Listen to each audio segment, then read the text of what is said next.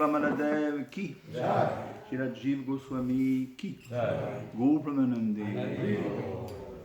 all glories to the assembled devotees, to the whole Vaishnava assembly, to the Shri Guru, Shri Guranga. Om Namo Bhagavate Vasudevaya. Om Namo Bhagavate Vasudevaya. Om Namo Bhagavate Vasudevaya. Om Namo Bhagavate Vasudevaya.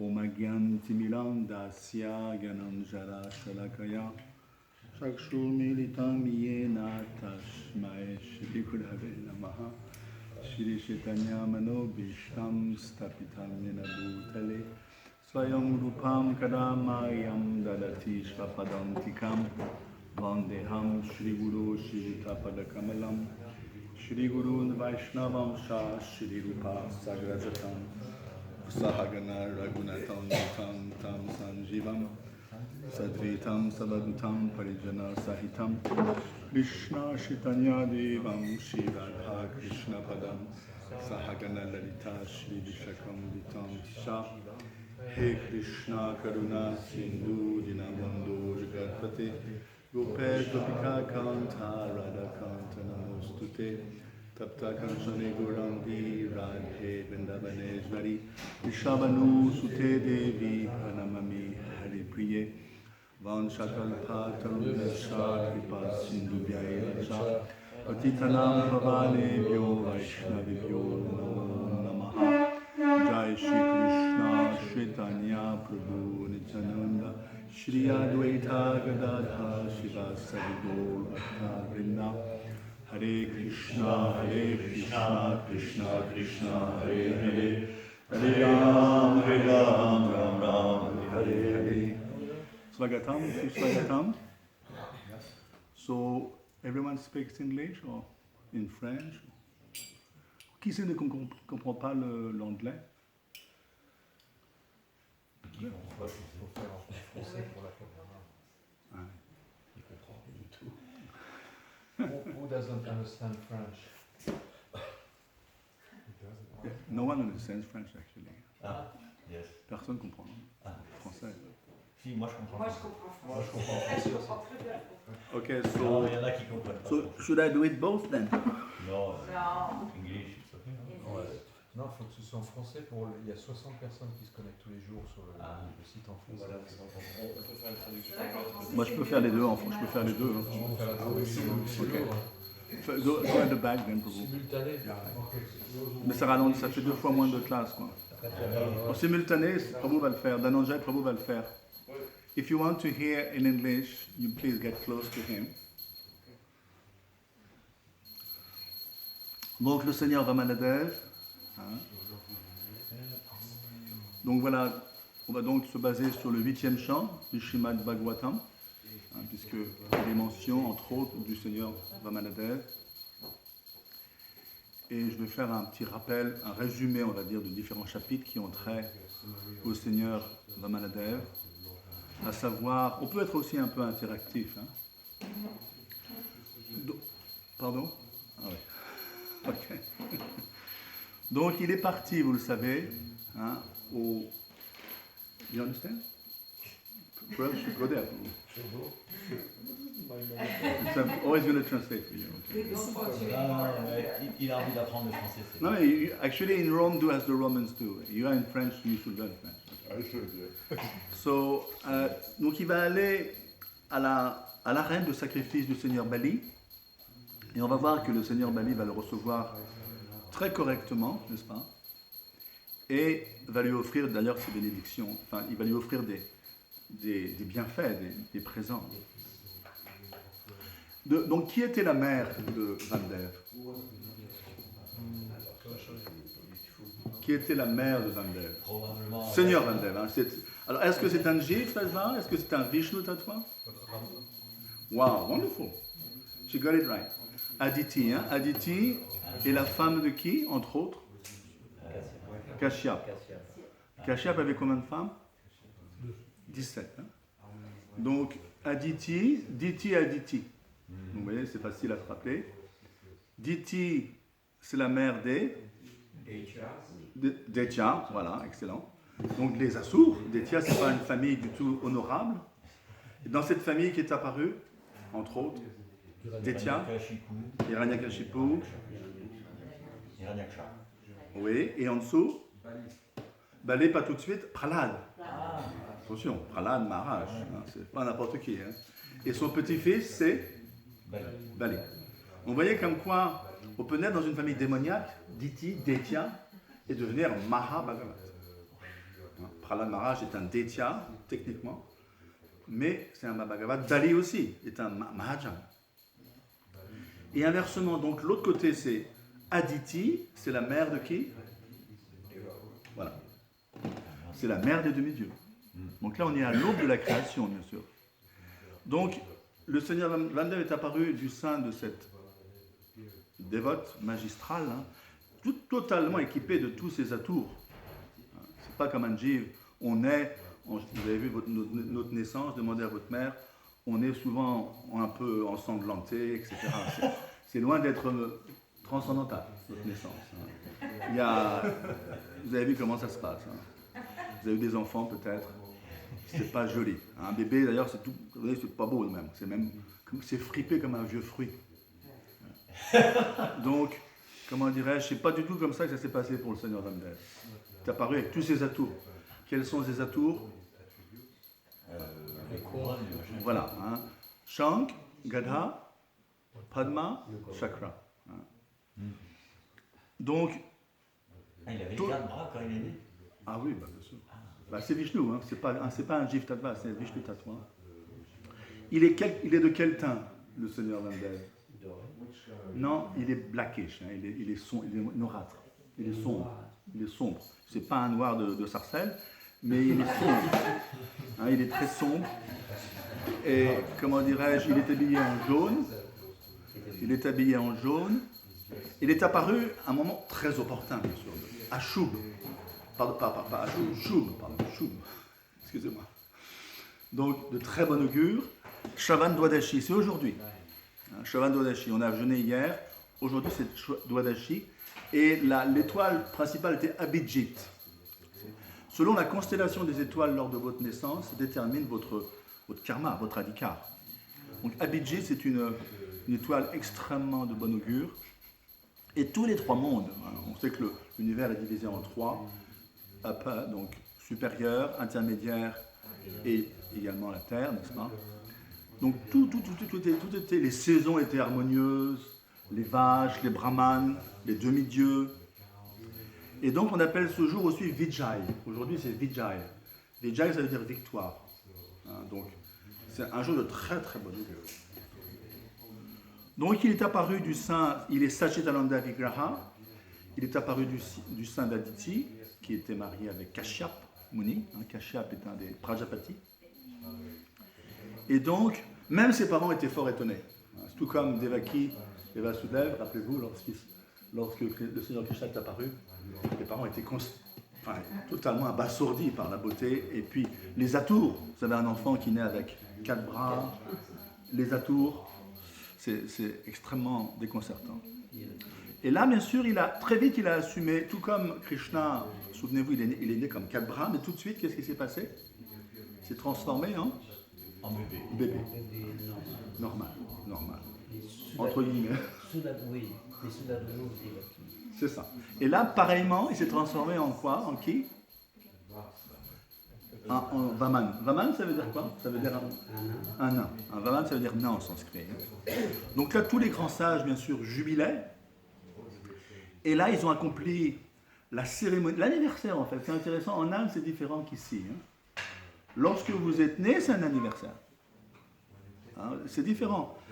Ici, on compte, j'ai 63 ans. Vous voyez, en Inde, c'est toujours, lorsqu'ils comptent, en hindi, c'est comme ça, c'est toujours, j'ai 63 ans plus près de la mort. Ils comptent à l'envers. Donc la naissance est un anniversaire. Donc, il apparaît, c'est déjà un anniversaire. Il a 1 an, c'est le 2e anniversaire. Il a 3 ans, il a 2 ans, c'est le 3e anniversaire. C'est comme ça. Dans un sens, c'est plus normal. Oui. Donc, anniversaire à sa naissance. Il a reçu, bien sûr, imaginez, corps brahmanique. Il vient de naître. Il faut comprendre que les demi-dieux, même les demi-dieux, c'est comme ça. Les demi-dieux n'ont pas de croissance. Un bébé, vous le voyez, vous avez vu mon fils, il grandit 8 ans, 9 ans. Non, même un demi-dieu, il naît, tout de suite, il est comment dirais-je, adolescent. Tout de suite. Il n'y a pas cette croissance, cette puberté. Ça n'existe pas chez les demi-dieux. Donc, c'est pas que dire pour Dieu. Tout de suite, il donne dans sa forme définitive, Vamdev, avec Upanayan, la corde brahmanique. Et là, bien sûr, toutes les grandes personnalités, Suryadev, Brihaspati, qui lui offrent, Bhumi, la Murti des cieux aussi. Voilà, sa mère, le seigneur Brahma, couvert, enfin, le beau monde du monde édénique vient le voir.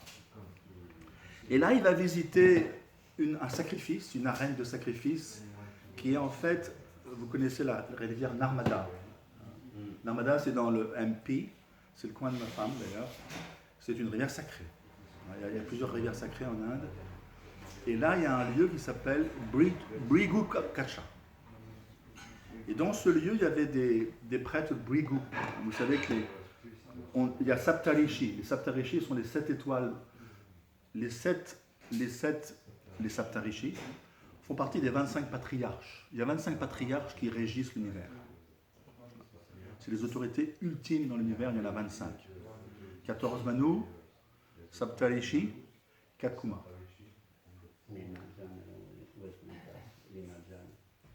Oui, ça c'est encore une autre liste, ça. C'est une autre liste. C'est la liste des Mahajans. Mais on peut très bien être patriarche et ne pas être Mahajan. Et inversement. Mahajan, c'est les 12 autorités universelles. Il y en a 12. Bhishma, Yamaraj, Janak, Prahlad. Donc là, qu'est-ce qui va se passer? Ces brahmanes sont dans la dynastie Brigu. Donc Brigu, c'est qui Brigu? Brigu, c'est, si vous voulez, c'est le prêtre des demi-dieux. Donc, il a une position extrêmement élogieuse. Voilà. Et donc là, qu'est-ce qui se passe? Il se rend tout de suite, vous voyez, il n'y a pas d'attente. Il apparaît, il se rend déjà sur place. Et donc, il est bien sûr doté, c'est très joliment décrit, hein. Il a une ceinture faite de munga, c'est de la paille munga, c'est un type de paille. Il est doté d'une peau de daim. Bien sûr, il a donc Upanayan, la corde brahmanique, le danda. Il a aussi un kamandalu et il a une petite ombrelle. Ce sont ses atours. Hein. Chaque incarnation de Dieu a ses atours particuliers. Voilà, donc il apparaît dans cette arène. Et là, bien sûr, il est tellement effulgent, personne ne le connaît, mais il est tellement effulgent, de par son effulgence, tout le monde se lève. Voilà. Il n'y a pas à tortiller, tout le monde tout de suite réalise que ce personnage dépasse de loin notre position à tous. Ils offrent des prières, et bien sûr, vous connaissez l'histoire, hein, le seigneur Shiva, on l'appelle Gangadhar, hein, c'est lui qui va recevoir le Gange dans ses nattes, ses cheveux qui sont en nattes. Et donc, hein, d'où vient ce Gange? Cette Ganga Devi, elle vient d'où au départ? Voilà, c'est elle qui a, en fait, son orteil, on va le voir avec ses 3 pas. Il va creuser un trou, hein, dans les couches de l'univers et va pénétrer quel genre d'eau? L'eau vitale? L'océan causal. Donc imaginez. Attention, c'est l'océan Garbhodak. C'est pas l'océan causal, c'est l'océan Garbhodak. C'est-à-dire que... Non, c'est l'océan... T'as raison, c'est l'océan causal. Excuse-moi. Moi, c'est l'océan causal. Et puisqu'on est en dehors de l'univers. L'océan Garbhodak, c'est dans l'univers. Donc l'océan causal. Donc le Gange, c'est de l'océan causal. Vous voyez? Techniquement, le Gange, c'est l'océan causal, le Karana d'Akashaya. Le Karana Ocean. Donc c'est une eau totalement transcendante. Donc, qu'est-ce qui va se passer? Ils vont bien sûr à Abhishek, du Seigneur. Bali Maharaj va prendre l'Abhishek, hein, l'eau de l'Abhishek, et bien sûr, toute sa dynastie va se sentir glorifiée. Et là, Bali Maharaj est bien que ce soit un Daitya, ils sont extrêmement bien éduqués. Hein, au niveau védique, c'est un kshatriya, il voit bien que c'est un brahman, donc il lui offre la charité. C'est le rôle des kshatriyas, dan, charité. Il lui dit, voilà, j'ai les 3 mondes à ma disposition, donc demande-moi ce que tu veux. Et là, le chapitre 19 du 8e chant va donc décrire ces fameux 3 pas. Et qu'est-ce qui va se passer? Vous connaissez l'histoire. Qui va s'opposer à cette donation? Ah, c'est son maître spirituel. Voilà. Qui s'appelle Shukracharya. Et là, il va s'opposer. Pourquoi il va s'opposer? Parce qu'il ne veut pas perdre Les fils. Parce que c'est Vishnu. Voilà, c'est Vishnu. Et en quoi ça peut avoir des répercussions sur lui, Shukracharya? Voilà, et souvenez-vous, c'est quand même un karma kandiya en tant que prêtre. Hein, donc il est très intéressé par les actions intéressées védiques, karma kandiya, karma kanda. Et donc il se dit, si mon disciple, qui est quand même l'empereur du monde, hein, s'il perd ses privilèges, automatiquement, je vais les perdre aussi. Donc on peut voir qu'à un très haut niveau, il y a toujours quelque part des sentiments égoïstes qui peuvent s'installer dans notre démarche. Donc, à nous de vérifier si on est toujours bien situé au niveau motivation. En tout cas, et qu'est-ce qui va se passer? C'est assez intéressant. Bali propose largement Dan, charité à outrance. Et là, Vamdev ne va pas tout de suite demander. Qu'est-ce qu'il va faire avant? C'est intéressant. Lorsque vous recevez la donation, est-ce que vous apprêtez à bondissez sur la donation et vous partez comme un voleur? Qu'est-ce qui se passe? On voit la culture védique. Il refuse avant. Non, en fait, il va glorifier. Il va glorifier la dynastie. Donc, on est chez les Détiens, là. Il va glorifier toute la dynastie, à commencer par Hiranyakashipu. Oh. Vous voyez, c'est intéressant. Vamdev va glorifier Hiranyakashipu, Hiranyaksha, qui sont qui au départ? C'est déjà Elijah. Donc, il n'y a pas de fausse note. On glorifie des êtres qui sont Vaikuntamasi. Donc, il n'y a pas de fausse note. En plus, c'est le Seigneur Vamdev qui les glorifie. Et donc, il le dit, voilà, ce sont des héros. Et donc, c'est tout à ton honneur d'être né dans cette famille. Et là, Vamdev a donc finalement mendié ces 3 pas. Et là, bien sûr, Bali s'accorde, il est tout à fait d'accord. Et c'est insignifiant. À ses yeux, c'est totalement insignifiant. Mais là, bien sûr, Shukracharya s'interpelle. Enfin, il se place au milieu, il n'est pas d'accord. Il lui dit attention, cet être-là, c'est Vishnu, c'est le Seigneur Vishnu. L'ami des demi-dieux. Et là, on peut voir comment le caractère filou, ou on va dire la fourberie peut s'installer dans la vie spirituelle. Shukracharya, qu'est-ce qu'il va faire? Il va l'empêcher, mais à quel titre il va l'empêcher? En empêchant l'eau de la purification pour faire le sacrifice, en se mettant dans le... Oui, ça c'est après, c'est bien après. Mais il va rapporter des propos où on peut, soi-disant, même au nom des Écritures, on peut ravaler sa promesse. Est-ce que c'est, même au niveau matériel, est-ce que c'est d'à propos de ravaler sa promesse?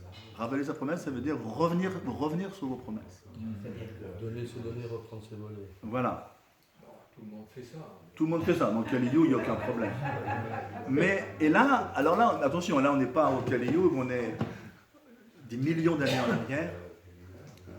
On est à l'époque on est après Hiranyakashipu, un petit peu après, donc on est dans le Satya Yuga. Donc qu'est-ce qui se passe? Il va donner des arguments comme quoi tu peux, mon cher Bali, ravaler ta promesse. Vous voyez, il va loin. Et c'est shastrique. Alors, bien sûr, les shastras ont différents niveaux. Alors, à votre avis, est-ce que vous vous souvenez d'arguments qu'il va placer pour faire valoir le fait qu'il peut ravaler sa promesse? Il va utiliser les shastras. Et c'est ça qui est déconcertant avec les shastras, c'est que vous pouvez faire passer la pilule de n'importe quoi au nom des shastras. Vous voyez? Donc, il faut faire très attention. C'est pour ça qu'on appelle ça l'intégrité Vaishnava. Il faut toujours que ce soit dans le contexte de la situation, quand vous citez les shastras. Il y a beaucoup de dévots qui sont experts, ils vont prendre une petite citation de Prabhupada, ils la sortent d'un paragraphe en disant « Regardez, Prabhupada dit ça. Mais attention, c'est dit dans un paragraphe un tel, à telle personne, en 72, dans un contexte particulier. Quand vous sortez un extrait que vous faites valoir à la cantonade, c'est un manque d'intégrité.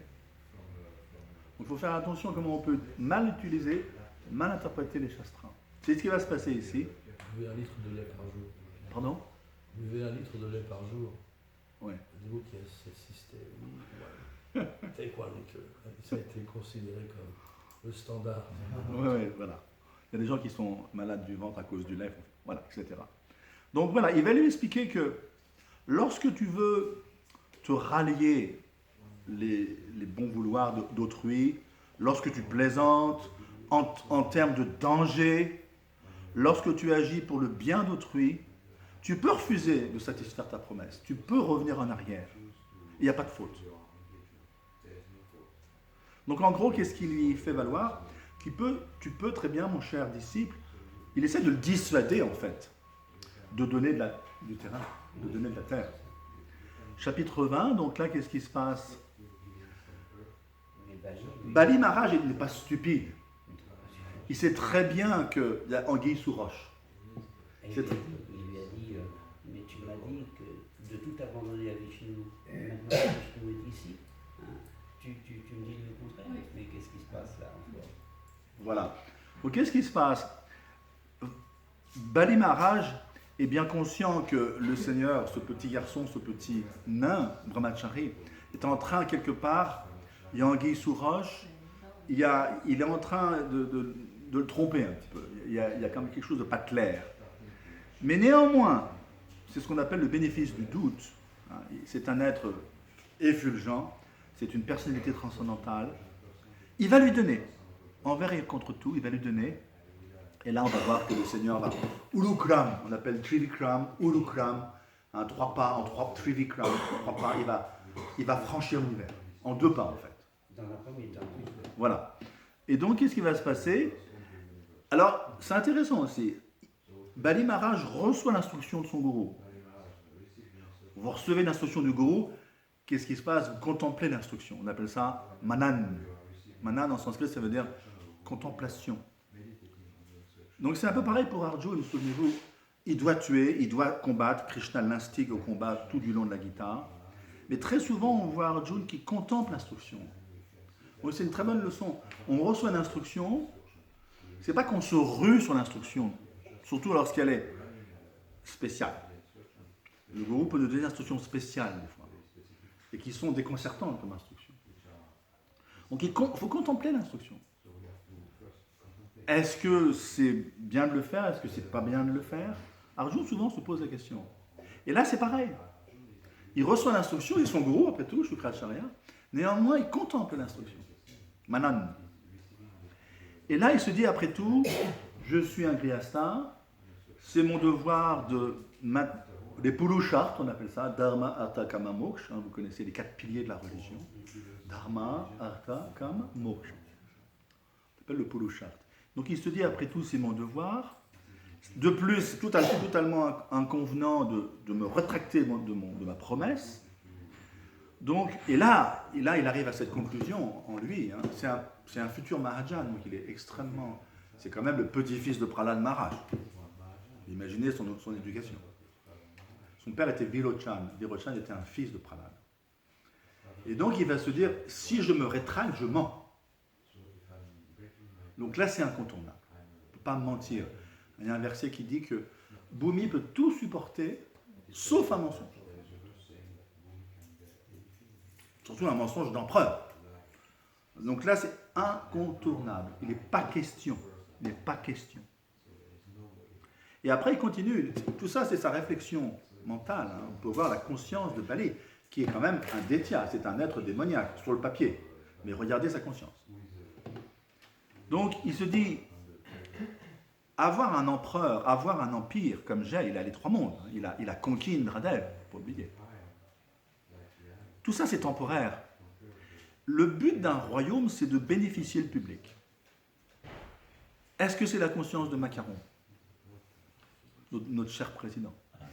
Est-ce que, comment dirais-je, il a ça en tête, mon royaume, ma France, comme il dit, eh bien, est-ce que c'est mon devoir de président, est-ce que c'est bien pour le bien public? Est-ce que c'est là pour le bien public? Est-ce que c'est la conscience de nos chefs d'État? Peut-être, ils montrent l'écart, ils montrent qu'ils essayent de faire du bien. Ils n'ont pas. Ouais. La façon de se comporter, ça va être. Oui, là, Prabhupada, lorsqu'il a rencontré Indira Gandhi, qu'est-ce qu'il lui a dit? 75, il lui a dit, Madame, il faut, dans les usines, un peu de kirtan le soir, vous arrêtez tout. C'est ça les instructions concernant le Krishna. Vous arrêtez les abattoirs, Madame, vous donnez des visas à tous mes disciples. Donc voilà, si Macaron faisait ce genre de choses, on pourrait en conclure qu'il est concerné par le bien public. Lui-même n'a pas notion de ce qu'est le bien public. Il a reçu le Bhagavad. Oui. Puis après, peut-être dans un tiroir. Ça ne suffit pas à recevoir le Il a offert le Bhagavad Gita. Donc tu as voté pour Macaron, c'est ça que tu veux dire? C'est ça. D'abord, il faut se mettre d'accord. En tout cas, je vous conseille de voter pour Vamdev. Alors, comment dirais-je, on continue. Toujours est-il que voilà sa conscience. Hein? Il n'est pas question pour moi d'avoir conquis les trois mondes, si ce n'est pour le bien public. Et au fil des âges, on voit que tous les grands rois, les grands empereurs ont étendu leur royaume, mais toujours dans vers le bien public.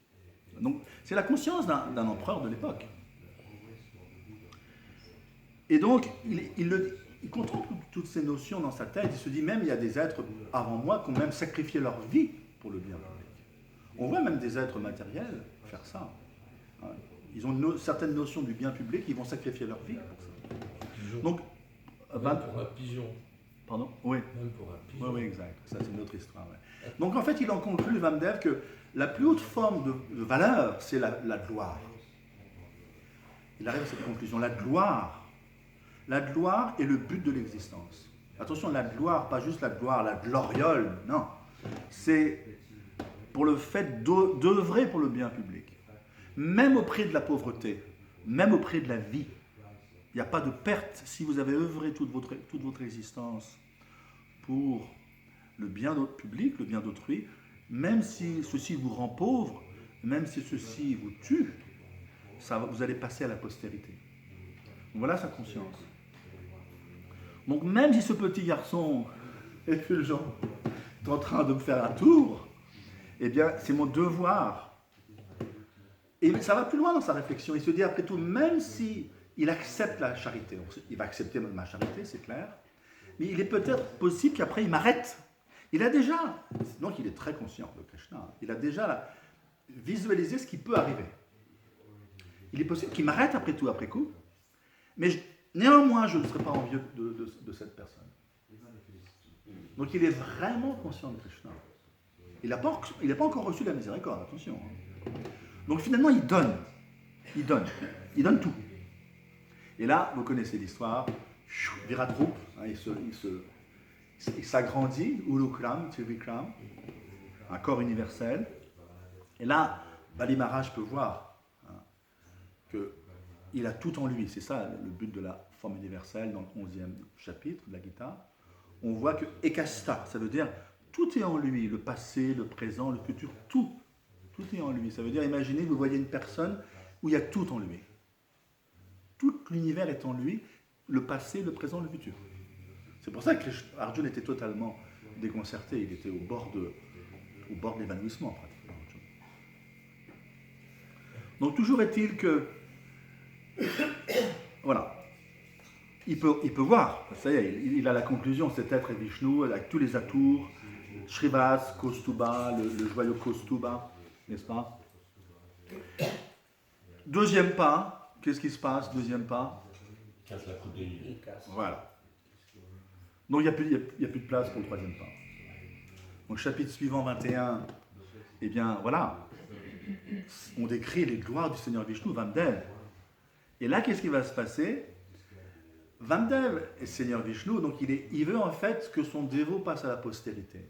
C'est le, comment dirais-je, Yasyaham manugrinami harishet tadnanam shane. Krishna dit ça à Yudhishthir, 10.88.8. il dit, quand vraiment je montre ma miséricorde, c'est pas juste la guitare, là, je protège ce qu'il a, pour voir ce qui manque, ça c'est un peu la maternelle, mais lorsque vraiment je montre ma miséricorde, je dépossède tout, je retire tout, il n'y a plus rien. Table rase. Et Prabhupada, il dit ça, il dit, c'est ce qui m'est arrivé dans les années 40, 50. Prabhupada a tout perdu. Ses employés volaient dans le tiroir-caisse. Ses employés volaient ses médicaments sur les étagères. Donc, il a tout. Sa femme le rejette. Tout. Donc ça, c'est un signe de grande miséricorde de recevoir, de passer par là. Donc c'est un peu ce qui se dit, comment dirais-je, Bali Maharaj. Et en fait, bien sûr, quelle est la motivation du Seigneur Vishnu de faire ça, à votre avis? Pourquoi il va déposséder un dévot de ce gabarit? Pourquoi? Pour le rapprocher de lui, peut-être. Voilà. En fait, pour qu'il passe à la postérité.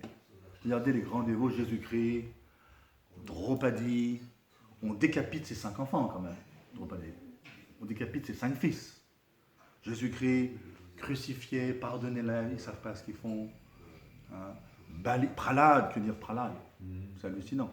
Prabhupada. Donc en fait, il va se faire arrêter dans ce chapitre, il va se faire arrêter. Pourquoi? Parce qu'il n'a pas, techniquement, il n'a pas tenu, il n'a pas satisfait sa requête, sa promesse, par rapport au 3e pas.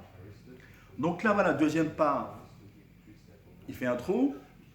Brahma, au passage, qui n'est pas très haut, qui n'est pas très loin des confins de l'univers en haut, là, il va donc voir cet être fabuleux, il va se sentir diminué, au passage. Et en fait, c'est expliqué que la beauté de ses orteils est tellement effulgente que ça éclipse la beauté, la splendeur de Brahma. Donc là, bien sûr, tous les grands sages, Marichi, tous les, on les appelle ça les Ishtadev de toutes les planètes, ils vont faire des hommages, ils vont adorer le Seigneur. Et là, il y a Jambavan, imaginez Jambavan.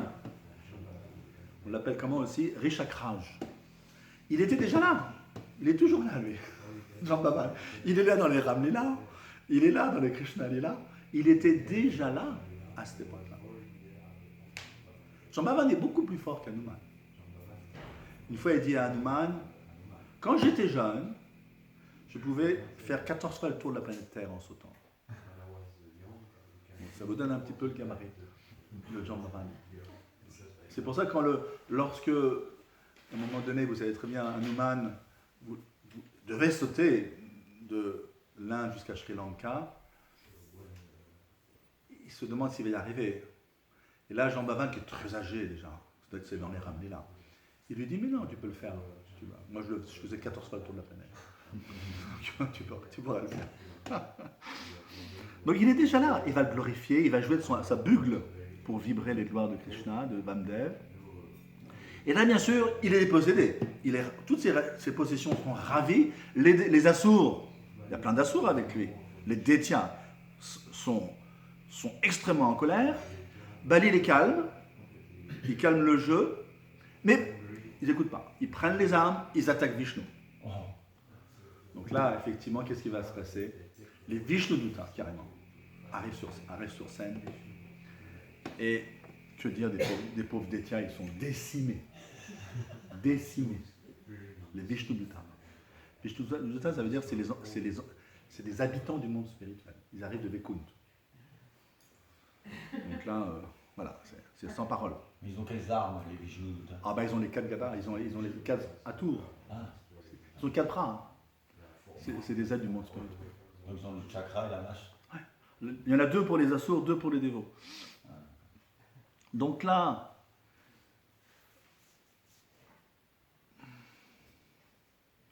et là, qu'est-ce qui va se passer? Tous les Asurs vont redescendre dans les planètes inférieures. Ils perdent la possession des 3 mondes, ils redescendent dans les planètes inférieures. Et là, Garoud arrive sur scène. Tu pourrais mettre ça en théâtre, ce serait super. Hein. Garoud, c'est qui? L'aigle. Hein? Quelle est sa taille? 1 million de miles, ces ailes. Hein, donc, c'est pas les aigles. Les condors en Amérique du Sud font 4 mètres. Là, c'est 1 million de miles. Il peut aussi rétrécir s'il veut. Mais lorsqu'en pleine amplitude, c'est 1 million de miles. C'est combien Ça fait 1,6 km. Ça fait 1,6 million de kilomètres. C'est son envergure. Il porte Vishnu. Bon, voilà. Mais ça dépasse l'entendement. Les gens vont dire, bon écoutez, on ferme le livre, c'est de la mythologie. Ça ne m'intéresse pas. Il faut comprendre que tout ce qui a trait à Krishna, il y a des choses concevables, sinon on ne pourrait même pas comprendre, un petit peu concevables et puis beaucoup inconcevables. Krishna est Apurushaya. Ça veut dire quoi Apurushaya? Il est au-delà du savoir humain. Il est Adokshaja. Adokshaja, ça veut dire il est au-delà de la perception des sens, les yeux, le mental, l'intelligence. Donc il a une grande partie qui nous échappe et qui nous échappera toujours. Cette partie peut aussi diminuer. Oui. Parce que Garou bat des ailes, il chante les Védas. Voilà. Bon, c'est Garoud qui vient sur place et qui arrête Bali. Il le ligote hein, avec les cordes de Varuna. Donc là, bien sûr, il est totalement réduit à néant. Il lui demande son troisième pas. Il n'a pas perdu le fil, hein, le seigneur Ramdev. Il lui demande son troisième pas. Bon, ben, c'est bien gentil tout ça, mais le troisième pas, au fait. Et là, il y a une chose qu'il faut reconnaître chez Bali, et Vishnu en est très conscient d'ailleurs, c'est quelle est vraiment la grandeur de Bali, en quoi il se démarque par rapport aux autres. Il faut quand même remarquer ça chez Bali. Hein. Il se démarque totalement sur 2-3 points. Détermination hallucinante, hein. Intégrité, il est intègre, il reste fidèle à sa promesse, quoi qu'il en coûte. Et donc il est conscient que j'arrive pas à satisfaire ma promesse, c'est clair. Donc Vishnu lui dit, écoute, pour toi, je vais t'offrir une planète. Sutal. Hein, Sutal, c'est en dessous. Hein. Vous connaissez, là on est à Burloka, Burlok, et en dessous il y a 7 systèmes planétaires inférieurs, Atal, Mahatal, Sutal. Cette planète Sutal est supérieure en opulence au royaume édénique. Donc il lui offre. Chapitre 22. Ce sont les planètes souterraines, quoi. C'est ça. C'est très bien dit. Il y a 3 cieux en fait. Il y a ce qu'on appelle Svargalok. Tout le monde connaît. Les chrétiens appellent le paradis. Vous avez aussi sur notre... On est à Jambudvip, n'est-ce pas? Et dans Jambudvip, il y a un varsh qu'on appelle Bharat Varsh. Mais les autres varsh ça veut dire contrée, hein, de ce disque, de cette île sur laquelle on réside, Jambudvip, c'est l'île centrale de Bhumandal, eh bien, les 8 autres varshas, les 8 autres contrées sont édéniques. La seule qui n'est pas édénique, c'est la nôtre. Attention, c'est encore plus subtil que ça. La Bharatvarsh est encore divisée en 9. Et nous, on habite sur cette planète Terre. Donc en fait, la planète Terre, c'est 1/9 de Bharatvarsh, qui lui est 1/9 de Jambudvip. C'est très précis, le 5e chant.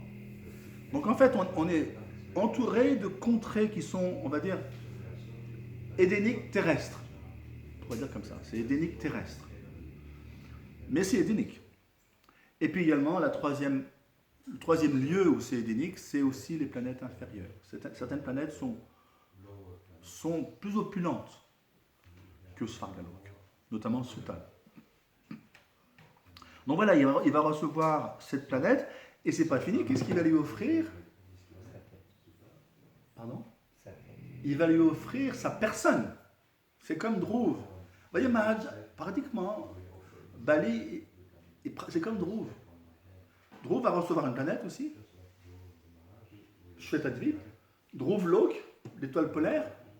C'est une étoile Vaikuntha, hein, l'étoile polaire. Elle ne meurt pas, cette planète. Et en plus, c'est la planète où habite le Paramatma, Kshirodaksha Vishnu. Donc, Bali est à ce niveau de bienfait de la part du Seigneur. Il va recevoir une planète, il va recevoir le Seigneur Vamdev en personne qui va devenir son portier. son portier. Portier, ça veut dire il va garder, comment dirais-je, son empire. Il sera à l'entrée de l'empire. Domen en anglais. Hein. Donc, voilà, imaginez quand même, il a gagné le gros lot, comme on dit. Donc, il est parti d'une position de roi démoniaque. Il a fini en beauté. Hein. Donc, extrêmement véridique, incapable de garder sa parole. Il se dit, je vais devenir insignifiant aux yeux de la société. Il n'y a pas pire que ça. Hein, Krishna le dit dans la Gita. Hein, il n'y a pas pire que déshonneur. Pour un kshatriya, c'est pire que la mort. C'est pire que la mort. Même nos soldats français, du Guesclin et compagnie, avaient compris ça. Vous lisez un petit peu la guerre de 100 ans, vous allez voir que... Vous savez, il y avait l'esprit de chevalerie. Yash, on appelle ça. Virya race, c'est un race secondaire, la chevalerie. Les gens étaient conscients de ça au Moyen-Âge. Il n'est pas question de revenir devant sa femme, par exemple, la châtelaine qui est au château, en ayant perdu. Plutôt m'exiler à jamais. Sans être blessé. Sans être blessé. C'était comme ça, il y avait une chevalerie. Donc, comment dirais-je, il le dit, Bali, c'est plutôt souffrir l'enfer. Plutôt souffrir l'enfer. Mais surtout, il n'y a pas pire de perdre sa noblesse, de perdre sa parole, dévier de la vérité. Et donc, Bali réalise que c'est mon dû. J'ai été arrêté, mais c'est normal. J'ai failli à ma promesse.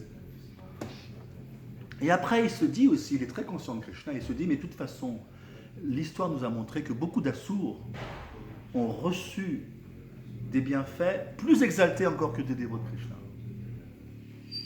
Et là, on peut avoir un peu d'interaction. Donnez-moi des exemples d'Assours, d'êtres démoniaques, qui vont bénéficier encore plus que des dévots de Krishna.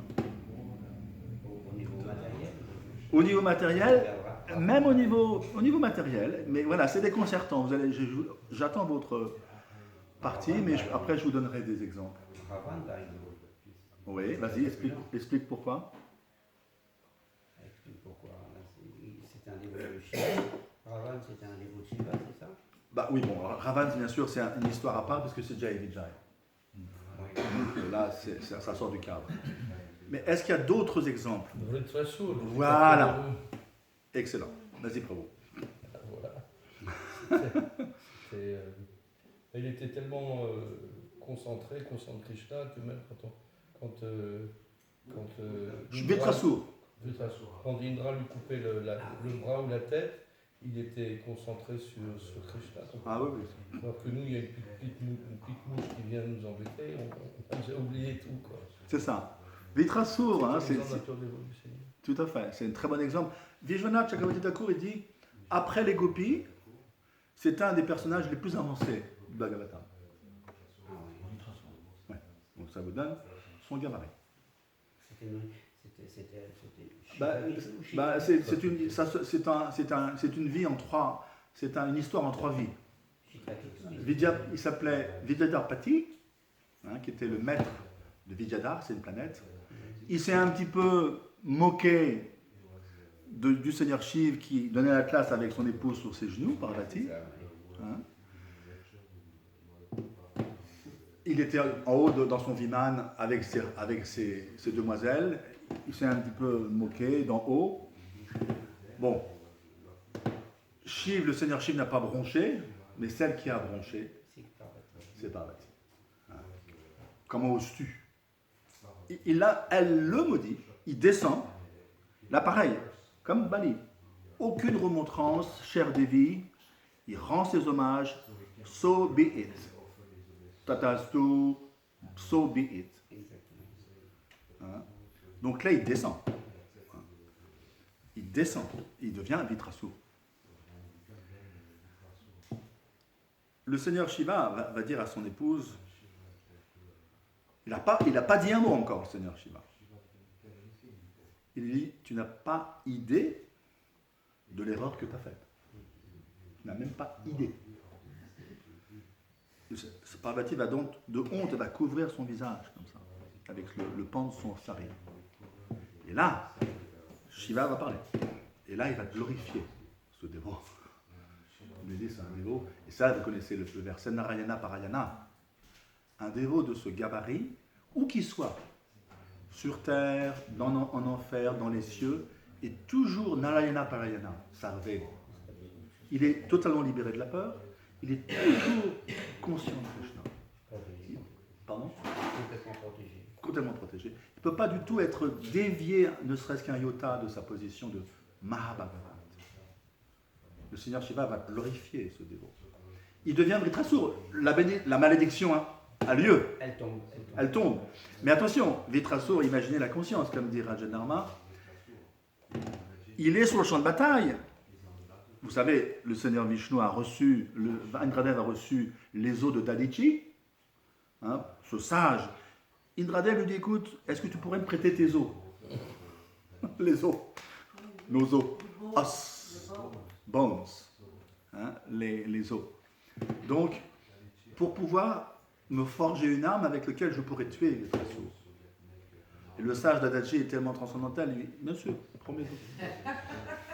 Ça vous donne le gabarit de ces êtres, qui sont totalement au-delà de la conception corporelle. Il y a un point philosophique qui est fait dans la tenue et portée que je n'ai pas fait, c'est vraiment très intéressant. Ah oui,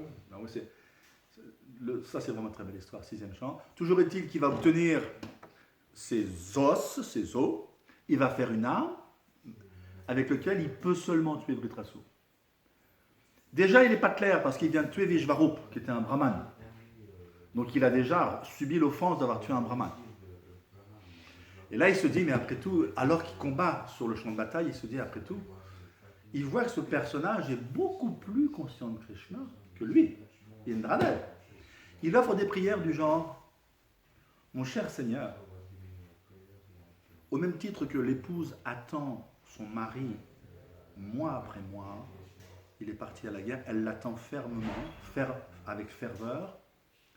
J'attends le moment où tu viendras me chercher. Et alors qu'il combat Indradev. Après, il lui dit, au même titre que des oisillons attendent le retour des parents pour être nourris, j'attends aussi le moment où tu pourras me nourrir de ta pure dévotion. Donc imaginez, c'est des prières absolues, exquises. Indradev entend les prières. Il se dit, je suis censé tuer ce personnage. Il est mal à l'aise, c'est le moins qu'on puisse dire.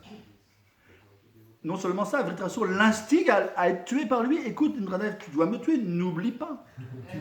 Tue-moi. Tu as reçu cette arme pour me tuer. Il est temps de me tuer.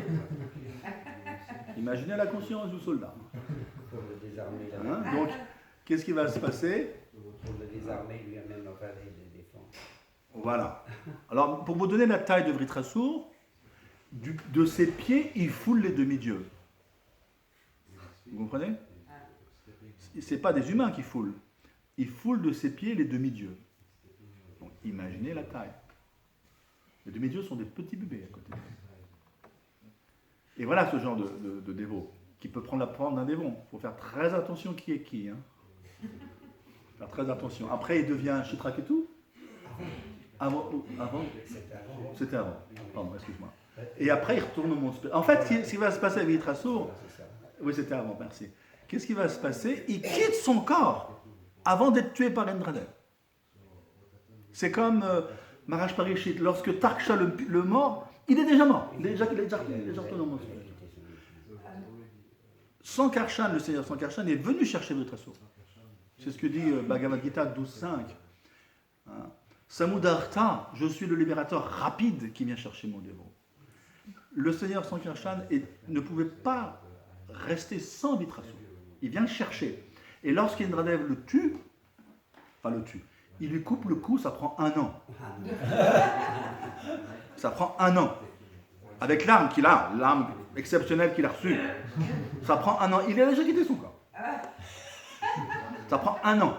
Donc vous voyez ce que je veux dire, on revient à nos moutons. Il est 9h, on va arrêter. Donc c'est pour vous dire qu'il faut faire très attention qui est qui.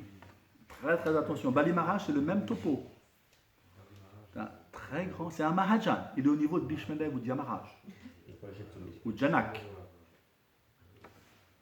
Allez, on arrête là. Il reste encore pas mal de trucs, mais bon. Tout à l'heure, tu Allez-y. disais, excuse-moi, Vas-y. tout à l'heure tu disais que Vishnu lui a tout pris, hein, Ouais. à Bali Maharaj, certes, mais Bali Maharaj avait déjà l'intention de tout lui donner. C'est vrai.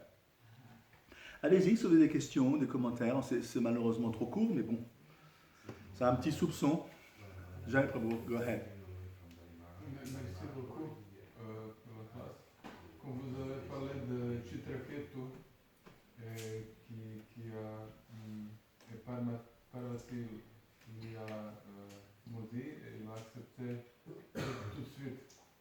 C'est pour moi une grande qualité parce que j'ai le problème, peut-être les managers me donnent un enseignement, ok, c'est des fois pas facile d'accepter, mais j'accepte, c'est ma position. Mais quand la femme d'un manager me donne un enseignement, c'est difficile pour moi. Ah oui, oui, oui. En tant que brahmachari, c'est difficile de recevoir une instruction d'une femme. C'est ça que tu veux dire? Comment développer cette qualité? Ah oui. Bah, comprendre que déjà, on n'est pas score, y compris les femmes. C'est pas facile. Même pour un homme marié, c'est pas facile. Donc que dire pour un brahmachari? C'est vrai, alors qu'on reçoit une instruction de sa femme. Mais attention, il faut voir, est-ce que c'est bien fondé? Souvent, c'est bien fondé. Quelqu'un qui vous aime vous donne toujours des bonnes instructions.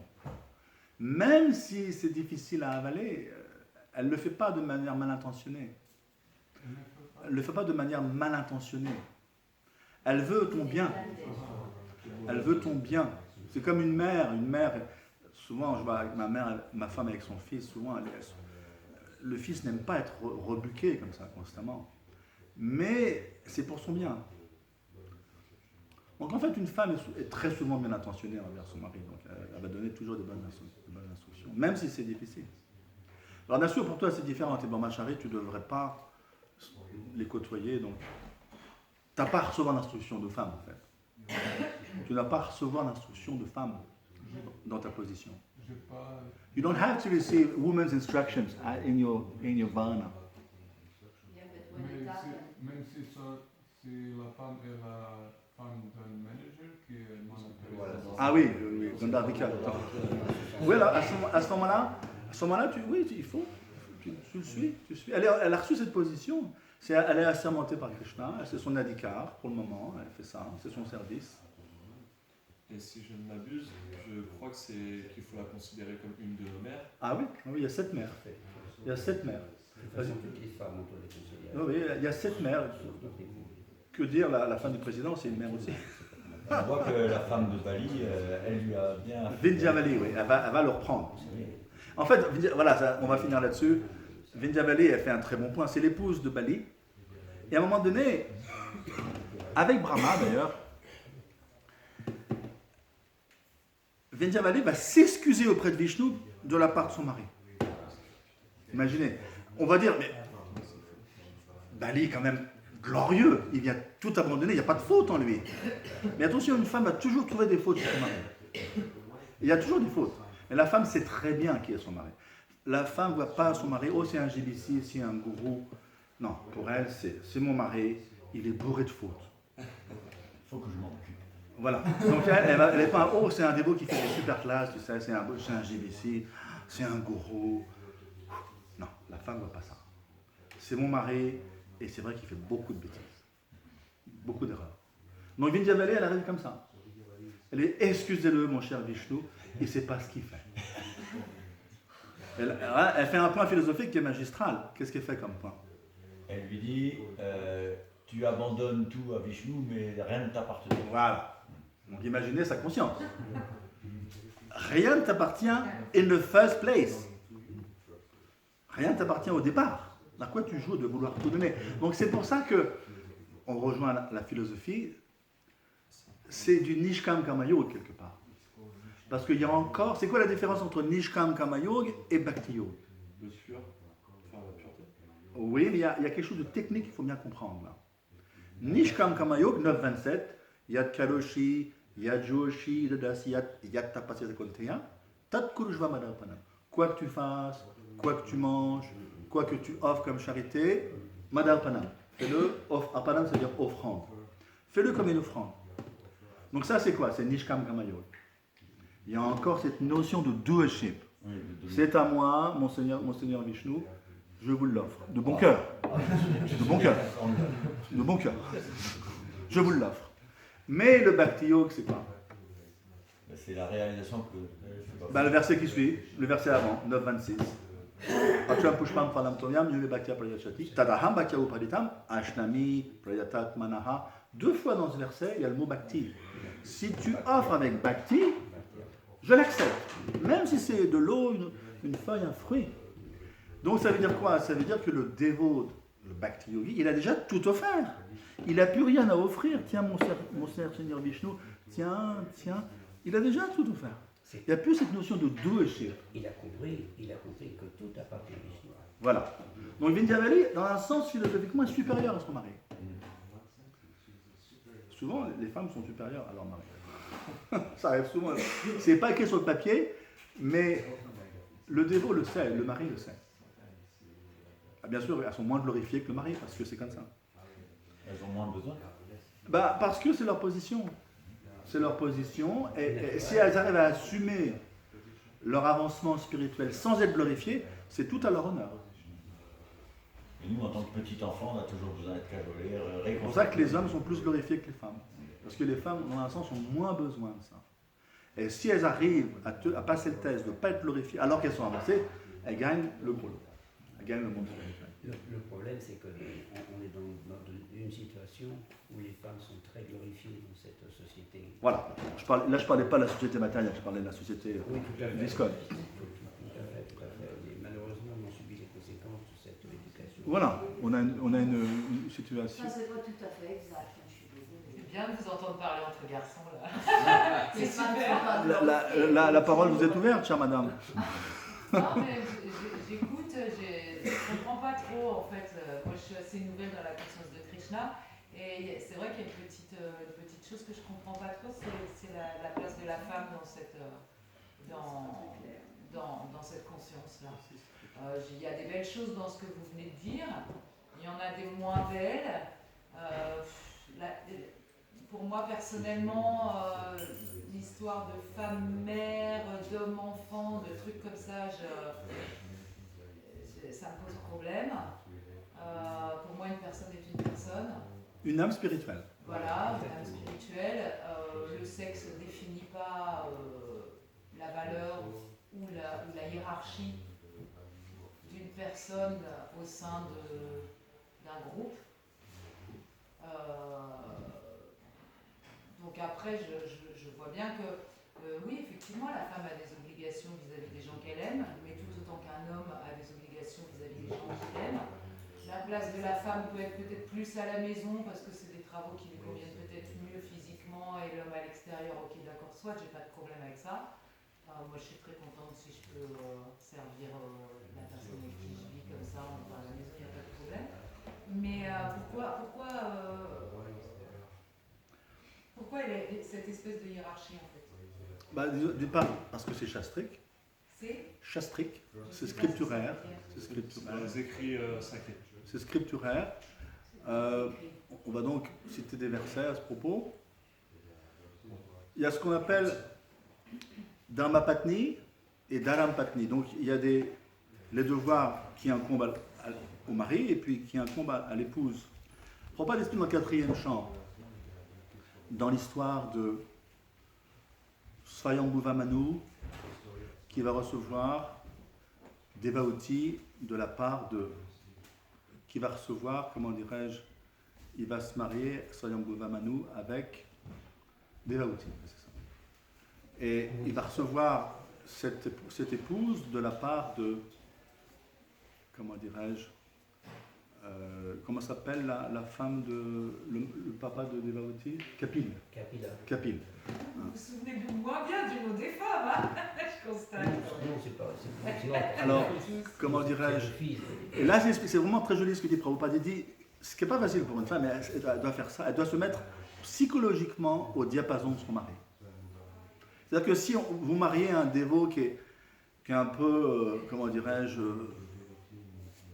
qui a beaucoup d'Ishvalabhav, beaucoup, et puis charismatique, il prend de la place, voilà, on appelle ça Ishvalabhav, il a besoin de son territoire, c'est comme ça.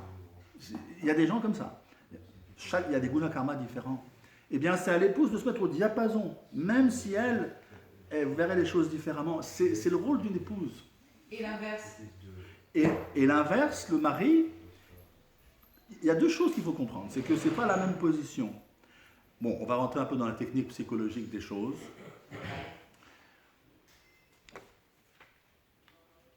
L'homme est soit sentimental, soit très analytique.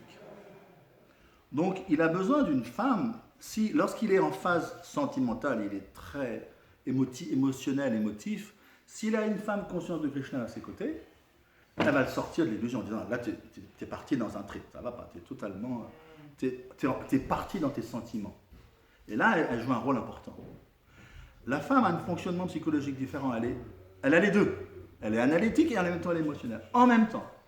Donc là, le rôle du mari est important parce que si sa femme, qui est toujours bipolaire, elle a toujours les deux, eh bien si de temps en temps elle part dans les émotions à outrance, le mari peut aussi la rectifier. Alors que l'homme, c'est l'un ou l'autre, c'est pas les deux en même temps. C'est ça la différence, c'est énorme. Donc l'homme, il soit très analytique, très froid, très rigoureux. Tu viens de dire qu'elle passait de l'un à l'autre. Donc ça veut dire qu'elle n'a pas les deux. Elle a les deux en même temps. Si elle passe de l'un Alors je me suis mal à exprimé. l'autre, elle ne peut pas avoir les deux en même temps. Elle a les deux en même temps, je me suis mal exprimé. Elle a les deux en même temps, que l'homme, c'est l'un ou l'autre. Ah, c'est-à-dire l'affect et le bon sens. C'est ça. Qui sont liés. C'est ça. Mais ça s'appelle l'équilibre. Oui, en tout cas, on ne va pas passer la journée là-dessus, mais ce que je veux dire, c'est que ce sont des âmes spirituelles, on est tous des âmes spirituelles, mais psychologiquement, on ne peut pas le dire dans le 4e chant, il est bon, s'il veut que le mariage tienne, que psychologiquement la femme le fasse délibérément, elle se mette au diapason de son mari. Oui, d'accord, mais en fait, pour moi, dans toute relation avec tout humain, que ce soit avec son mari ou avec d'autres dévots ou avec des amis ou des gens qu'on ne connaît pas, quand il y a une relation comme ça où on sent qu'il y a une espèce de truc où il faut se soumettre pour ramener la personne à soi. Donc à ce moment-là, il ne faut pas se marier avec cette personne-là en tout cas. Sauf si on n'est pas capable de faire ça. Pas se marier avec cette voilà, d'où la conclusion de ne pas se marier trop tôt, de bien étudier la personne. De ne pas se marier du tout. Ça, c'est encore mieux. C'est encore mieux. C'est de loin le mieux. Je ne sais pas ce qui est le mieux, mais en tout cas, ce type de relations, elles peuvent s'inscrire dans n'importe quel cercle pour moi. Et elles peuvent fonctionner dans les deux sens. Je veux dire, il peut y avoir des femmes qui ont une aura énorme et qui prennent beaucoup de place, qui sont très charismatiques. Et d'ailleurs, ça arrive très souvent, elles ont des petits hommes qui les suivent et qui les ramènent à la raison parfois et qui les tempèrent. Voilà. Et c'est très bien aussi. Oui, il y a les deux. C'est un travail de bilatéral, hein, ça c'est clair. Ceci dit, j'ai toujours pas compris quelle est la position des femmes. Continuez à lire les livres de Srila Prabhupada. Oui, c'est ça, il faut que je ne suis pas documentée. Hare Krishna. Merci en tout cas pour ce cours. Merci beaucoup. Merci. La réaction de par rapport à